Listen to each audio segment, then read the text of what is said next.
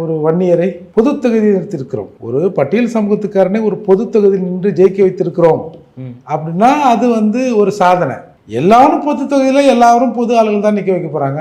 அதை நீ ஒரு பொதுவான ஒரு ஆளை ஒரு வன்னியரை நிற்க வச்ச, இது ஒரு சாதனையாப்பா? சரி, அப்படியே சாதனைன்னா ஒரு மாநாடு கூட்டினா ஒரு கூட்டத்தை 4 போலங்க. ஏன்னா 4 எம்எல்ஏ இல்லை, ஒரு 4% பாய்மார் ஆல் குல்லாஸ், ஒரு 4% வன்னியர்கள், ஒரு 4% பறையர்கள் பாபு, இன்னொரு 4% எப்படி சக்கிலியர்களோ ஒட்டர்களோ யாராவது இருக்கணும்ல.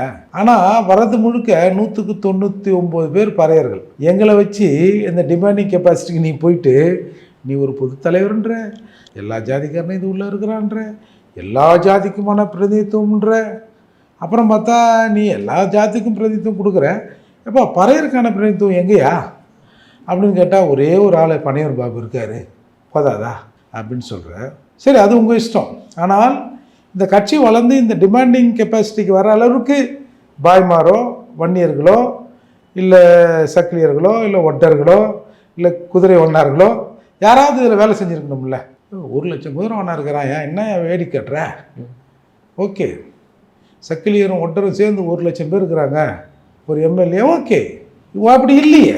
அப்படி இருக்கிற போது நான் திரும்ப நான் பொதுத் தலைவர் நான் கோபாலகிருஷ்ணன்னா இது இப்படி தான். இது அவர் அந்த கட்சியில் இருக்கிற பெரும்பான்மை பறையர்களை ஏமாத்துகிறார்.